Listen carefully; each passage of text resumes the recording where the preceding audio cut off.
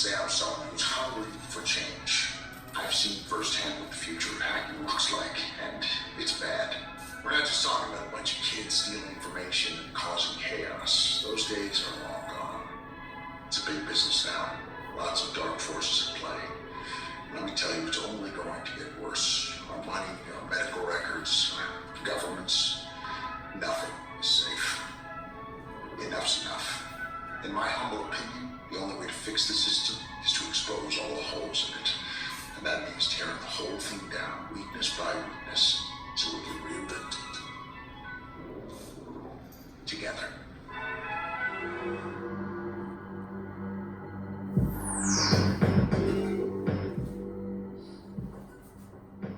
Charlie wakes up one morning to a pounding on his front door.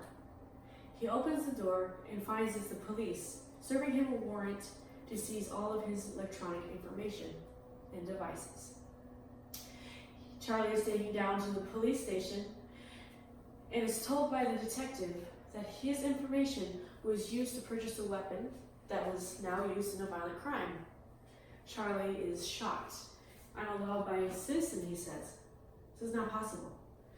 Upon further investigation, the detective clears Charlie of all of the charges. However, she does tell him that how his information was stolen was through a free video game that he downloaded off the internet over a month ago. University of Maryland did a study that says every 39 seconds someone's information is stolen.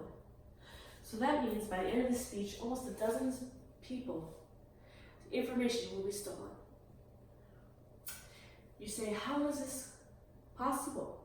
Most of these attacks affect big companies or Hollywood-style hacker shows, but in reality, they're very quite simple and common. And there's a very good chance that me or you have encountered them personally. The most common way this is done is called a drive-by download. Now, a drive-by download is an art of manipulation. It is similar to phishing. When you go fishing, the hacker hides the hook, something malicious, commonly called malware, over something that is innocent or attractive to the user. Let's say the user is the fish, and that would be the bait.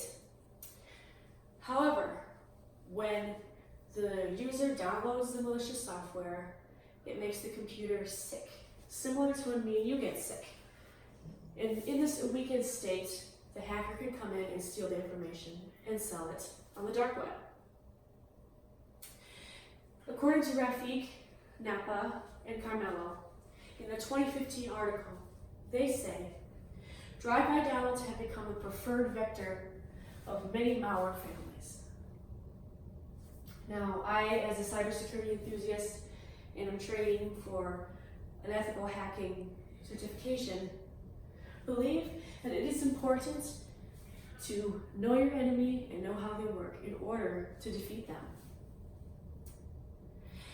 So, in this way, one of the common names that the drive-by download is covered in is called a Trojan horse. Similar to your history book lesson about the Greeks and the Troy, how they offered this beautiful statue, looking harmless, was brought into the city, was downloaded, and the soldiers came off and overtook the city. That is a very common form of attack. But what is a drive-by download? More in depth.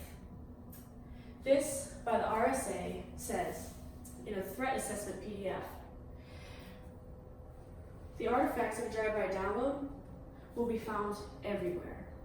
So not only is this attack specific, it affects, just like the spread of a virus, it's contagious to all your data. So let's see how this works. Here we have bad guy. He loads his malware onto a legitimate website, let's say Facebook. You log on to check your status. He says, help this cause. You click on it and donate. You end up downloading something malicious. It silently puts that Trojan onto your thing and puts the Trojan onto your computer. The Trojan, just like the horse, steals your information and sends it back to the bad guy for sale. Now, as you saw there, other common ways is, have you ever seen, you're eligible or you've been chosen for a $1,000 Walmart gift card, or you've seen something like this, 500,000 songs free, or even this, free Google Chrome or the latest video game download. Those are all indicative of a drive-by download. So why are they used? They're easy to put together, they're inexpensive, they're anonymous, and they do a lot of damage. Similar to owning a grenade. Specific and deadly. From the former Director of National Intelligence, Dan Coates, he says, "Today we face another major potential attack on our country. This attack is not a hijacked plane or even a bomb, as those are still current threats. Rather, it's a cyber attack. Cyber attack is considered a close quarters combat found within your own personal devices. So how can you protect yourself from this? How can you not be vulnerable to this ongoing threat?" Well, a personal example was, I had a friend who had slowed down on his computer. Just like a human, you'll have symptoms. Well, the computer was slowing down and was just glitching. I said, I'll take a look at it. I ran a scan on some of the top malware and antivirus things like McAfee and Malwarebytes. Those are my favorite. I don't endorse them, however. Upon reviewing, found that he had a Trojan horse attack on his laptop from a free software offering music. It turns out that the Trojan horse was from an individual in Romania and Shanghai. Now, what I did, as RSA says, there's a lot of artifacts everywhere. If you look through the file system, you look through all that, because it goes everywhere. I was able to clean his laptop.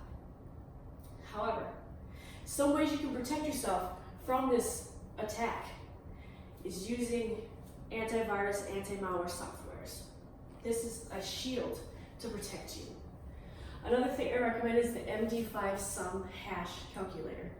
This will check if your download is legitimate and is not tampered with. From an informational article by Kaspersky Labs, a top cybersecurity firm, they say the importance of sticking to a mainstream and well-established website is how you can minimize being hacked.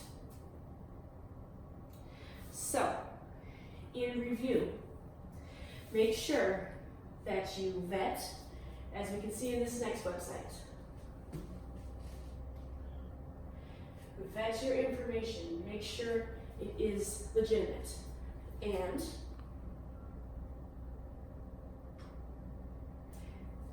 protect yourself.